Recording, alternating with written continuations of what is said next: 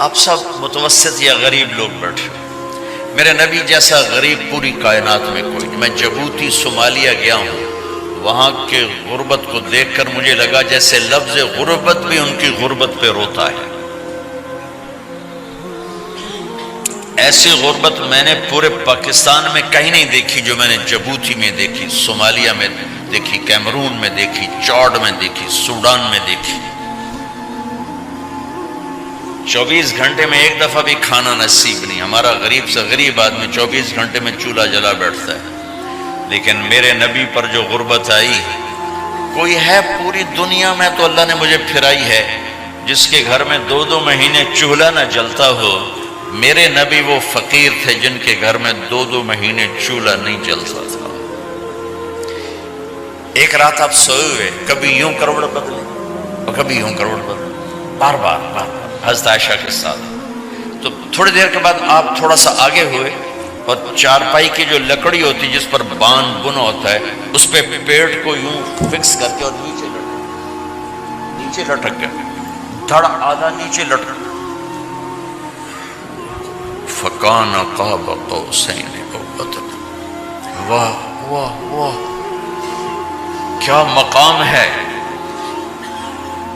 قاب قوسین، اور کیا حالات سے گزر رہے ہیں کہ یوں آدھا دھڑ نیچے لٹک گیا۔ ام عائشہ اٹھ کے بیٹھ گئی، یا رسول اللہ خیریت کیوں؟ آپ اٹھ کے بیٹھے، کہ عائشہ بھوک بہت لگی، بھوک بہت لگی، اس لیے پریشر دیا تاکہ وہ جو بھوک کی طلب ہے نا میدے میں، اس کو پریس کیا، اس لیے پتھر باندھتے تھے کہ وہ پیچھے چلا جائے۔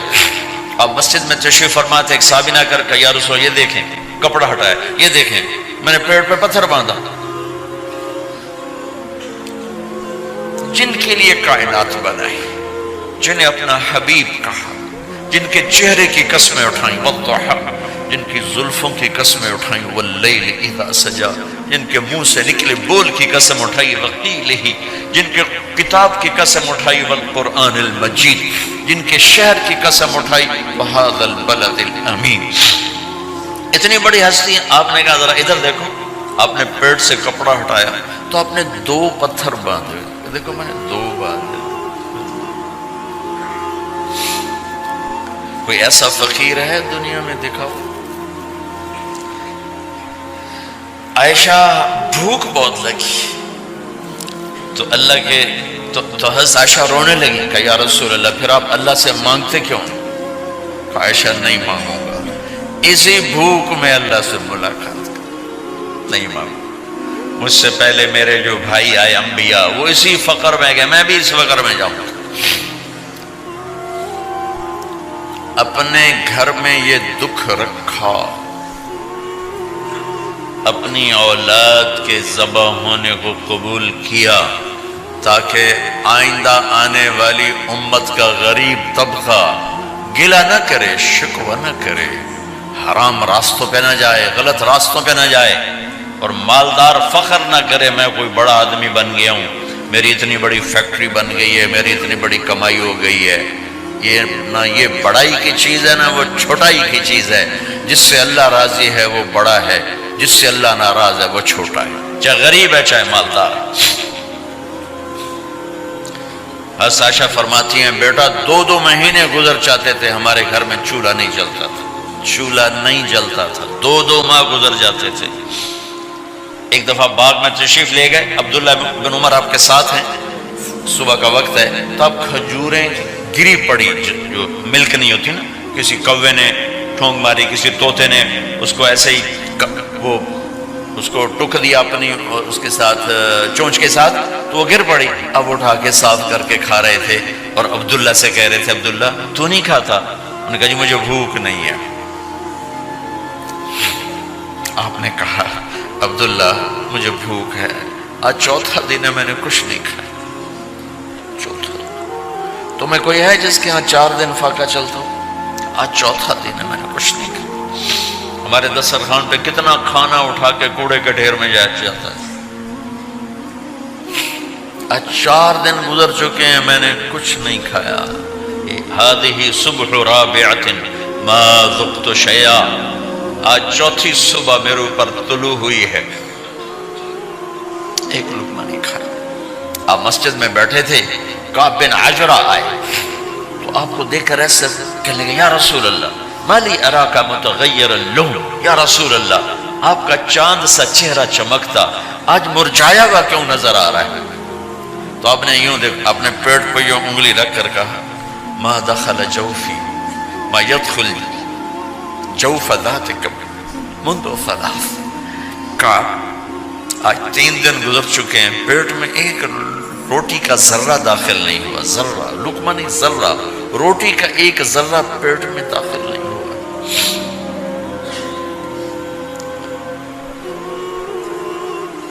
اور اتنی بڑی رسالت، اتنی بڑی نبوت،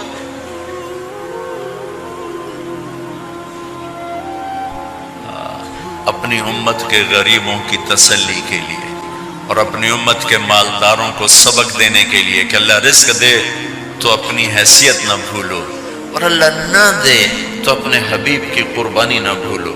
انہوں نے تو جان بوجھ کے یہ کیا، جان بوجھ کے، یہ نہیں کہ آپ کو کوئی تنگی اللہ کی طرف سے، جان بوجھ کے۔ اور سارے گھر کا یہ حال ہے۔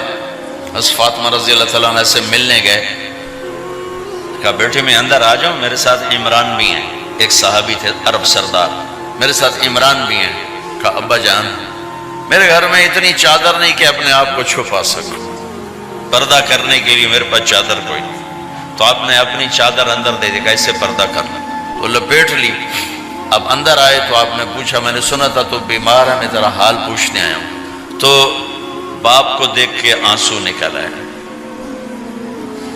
کہ یا رسول اللہ بیماری بھی ہے اور بھوک بھی ہے، دونوں ہی ہے، صرف بیماری نہیں بھوک بھی ہے۔ بڑے بڑے مصیبتوں سے لڑ جانے والے ماتھے پہ کبھی بل نہ آیا، بیٹی کے آنسوں نے پگھلا بھی دیا اور رلا بھی دیا، آپ بھی رو پڑے، آپ بھی رو پڑے۔ پھر کہا میری بیٹی نہ رو، والذی بعث اباک بالحق ما ذقت من 3 ایام ذواقا، آج 3 دن ہے میں نے ایک لقمہ نہیں کھایا، میں تیرے ساتھ۔ اور میری بیٹی میں تمہیں بتاؤں، میرے رب نے مجھے کہا تھا میرے حبیب اگر آپ چاہیں تو احد پہاڑ سونا بنا دو، 10 میل لمبا چوڑا ہے احد پہاڑ، 10 میل، میں احد پہاڑ سونا بنا آپ کی خدمت میں پیش کروں؟ تو میں نے کہا نہیں یا اللہ مجھے نہیں چاہیے، میں ایک دن بھوکا رہوں گا، ایک دن کھانا کھاؤں گا۔ پھر فرمایا بیٹی کیا تجھے یہ عزت کافی نہیں ہے کہ اللہ نے تجھے جنت کی عورتوں کا سردار بنا دیا؟ یہ سرداری سونے چاندی میں تل کے نہیں ملی، قربان جاؤ۔ بھائیو اب سب ماشاءاللہ نوجوان نظر آ رہے ہو، تھوڑا وقت نکال کے اگر آپ پڑھے ہوئے ہو اپنے نبی کی زندگی پڑھا کرو، اپنے نبی کی زندگی پڑھا کرو، بڑا ایمان بھی بنے گا، حوصلہ بھی ملے گا۔ آپ حسن حسین کو کہتے تھے میری آنکھوں کی ٹھنڈک، میرے جگر کے ٹکڑے، میرے سینے کی ٹھنڈک، میرے لاڈلے، جنت کے چاند، جنت کے سردار، میرے 2 پھول، یہ سارے الفاظ حسن حسین کے لیے ہیں۔ اور ان کے بھوک کی وجہ سے رونے کی آواز سنتے تھے اور تڑپتے تھے، لیکن روٹی نہیں مانگی ان کے لیے، روٹی نہیں مانگی کہ اپنی امت کے غریبوں کو تسلی دینی تھی کہ اگر میں فقیر بن کے جا رہا ہوں تو تمہارے اوپر بھی امتحان ہے، چند دن برداشت کرو۔ آپ نے فرمایا سب سے پہلے میں جنت میں داخل ہوں گا، سارے نبیوں پر جنت حرام ہے جب تک میں نہ چلا جاؤں، اور ساری امتوں پر جنت حرام ہے جب تک میری امت نہ چلی جائے، سب سے پہلے میں جنت میں داخل ہوں گا۔ وما یا فقراء المؤمنین، اور میرے ساتھ میری امت کے غریب لوگوں، میرے ساتھ میری امت کے غریب لوگ میرے ساتھ پہلے داخل ہوں گے۔ حضرت فاطمہ کے گھر میں فاقہ حد سے بڑھ گیا تو حضرت علی نے فرمایا کہ جاؤ اللہ کے نبی سے کچھ تو مانگ کے آؤ، کچھ تو پیٹ میں جائے۔ زندگی میں کبھی ایسا موقع نہیں آیا، یہ ایک دفعہ اتنا فاقہ آیا کہ حضرت علی جیسی ہستی نے بھی کہا جاؤ۔ تو آپ تشریف لائیں اور دروازے پہ دستک دی تو اتنا پیار تھا. جب حضرت فاطمہ گھر میں داخل ہوتی، اللہ نے ہمیں اولاد کے ساتھ کیا سلوک کرنا ہے اللہ نے ہمیں اپنے نبی سے یہ بھی سکھایا. حضرت فاطمہ جب بھی گھر میں آتی، اور ساتھ ہی تو گھر تھا، دیوار سے دیوار ملی تھی، روز کا آنا جانا تھا، تو میرے نبی بیٹھے نہیں رہتے تھے، آؤ فاطمہ کیا حال ہے، کھڑے ہو جاتے اور تیزی سے آگے بڑھتے. دروازے پر ہی حضرت فاطمہ کا ہاتھ پکڑ لیتے، ہاتھ کا بوسہ لیتے، بوسہ لے کر ہاتھ پکڑے پکڑے بیٹی کو چارپائی پہ پہلے بٹھاتے، اس کے بعد خود بیٹھتے تھے. اکرموا اولادکم، میرے نبی نے کہا اولاد کو عزت دو، پھر وہ تمہیں عزت دیں گے. ہمارے ماحول میں اکثر ماں باپ نے اولاد پہ ڈنڈا ہی اٹھایا ہوتا ہے، پھر ان میں بغاوت پیدا ہو جاتی، پھر کہتے ہیں اولاد نافرمان. آپ نے دستک دی تو کہنے لگے یہ تو فاطمہ کی دستک ہے، خیر تو ہے، پہلے تو کبھی اس وقت میں آئی نہیں. تو آپ نے ام ایمن سے کہا دروازہ کھولو. ام ایمن نے دروازہ کھولا تو آپ نے استقبال کیا، بٹھایا، پوچھا بیٹی کیا ہوا، اس وقت میں کیسے آئیں؟ کہا یا رسول اللہ بہت فقر ہے، بہت بھوک ہے، آپ کے پاس سنا کچھ مال آیا ہے، کچھ ہمیں بھی دے دیا جائے. اتنی صابر بیٹی زندگی میں ایک دفعہ بھوک کی شکایت لے کر آئیں، اور آگے باپ نے پھر پیپر لے لیا، پھر امتحان میں ڈال دیا. آپ نے کہا بیٹی میرے پاس 5 بکریاں کھڑی ہیں، دے دوں یا 5 دعائیں سکھا دوں؟ یہ بھی کوئی کتنا سخت موقع تھا، کتنا سخت موقع ہے کہ صبر کا پہاڑ بیٹی اتنی مجبور ہو کر آتی ہیں کہ یا رسول اللہ برا حال. تو میرے نبی کہتے بیٹی یہ بکریاں بھی لے جا، دعائیں بھی لے جا، دونوں جمع کر دیتے، یا دعائیں بعد میں سکھا دیتے، بکریاں دیتے، ایک تو دے دیتے. پر امت کے غریبوں کو تسلی دینی تھی، چونکہ امت میں اکثر طبقہ غریب ہوگا. تو آپ نے کہا بیٹی 5 بکریاں دو یا 5 دعائیں دو. تو وہ سمجھ گئیں اپنے باپ کے مزاج کو کہ ابا جان امتحان لے رہے ہیں. تو کہا ابا جان بکریاں چھوڑ دیں، مجھے دعائیں سکھا دیں، مجھے بکریاں نہیں چاہیے. بھوکے کی رات بھی گزر جاتی ہے اور بھوکے کا دن بھی ڈوب جاتا ہے. تو آپ کا چہرہ ایسے کھل گیا کہ میری بیٹی پاس ہو گئی.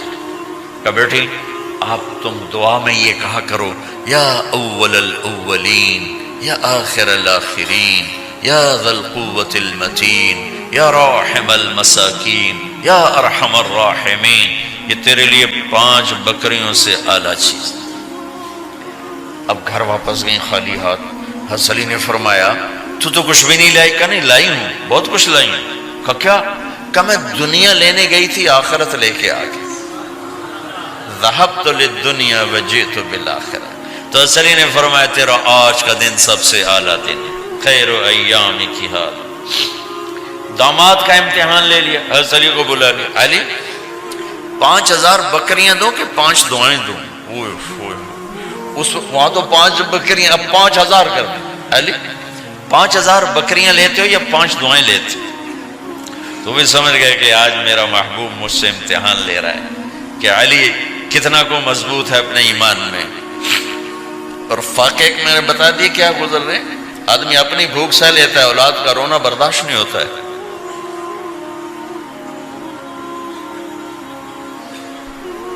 علی 5 دعائیں دوں کہ 5000 بکریاں؟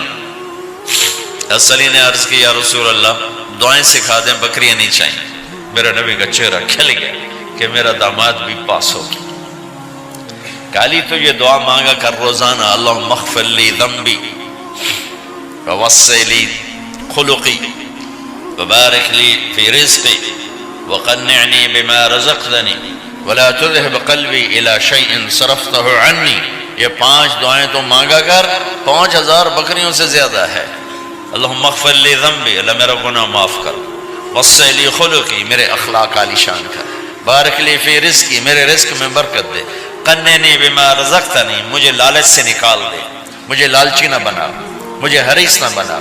ولا تذهب قلبی الی شیء صرفتہ عنی، جو تو نے مجھے دیا نہیں اس کی میرے اندر سے طلب بھی ختم کر دے، مجھے اس کا طلبگار بھی نہ بنا، کہ یہ 5000 بکریوں سے زیادہ ہے۔ میں نے تھوڑا سا اپنے نبی کے گھر کا نقشہ آپ کو بتایا کہ یہ چند دن صبر کی دنیا ہے، اللہ راضی ہو گیا تو موت سب سے خوبصورت پیغام